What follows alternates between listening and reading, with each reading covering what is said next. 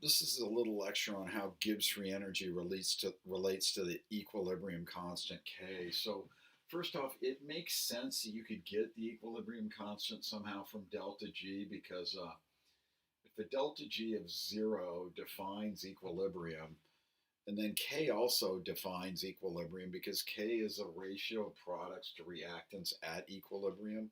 So you have two things that are defining equilibrium in a way. There must be some manner of getting one from the other, and that's what this little lecture is about.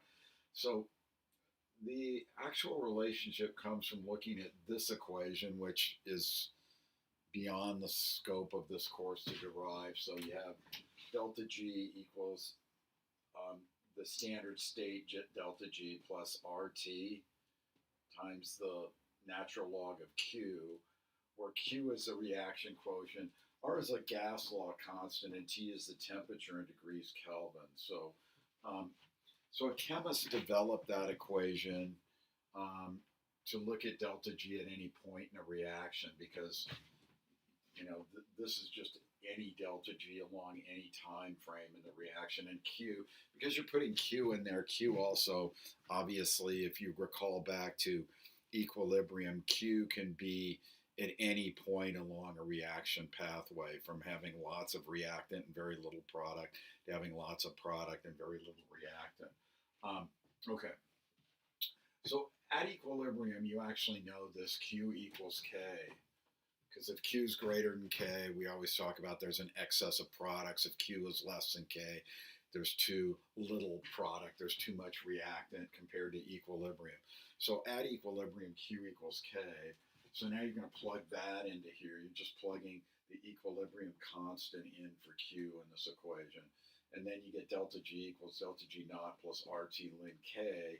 However, at equilibrium, we just had a lecture on why delta G is equal to zero at equilibrium. And so now you not only plug in K for that, you plug in zero for that. So you get zero equals delta G plus RT ln K. And then you just start rearranging this and you get delta G equals negative RT times the natural log of K. And then you get the natural log of K equals negative delta G over RT. And then to get K, you got to get rid of that natural log. So you take everything to the e, you raise everything to the,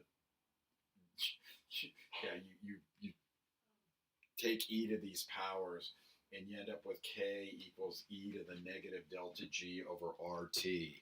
So this is the way that you get K from delta G. And this is this delta G naught, by the way. So it's the standard state of Gibbs free energy. Okay, so in next lecture, we'll look at how to use that in a problem.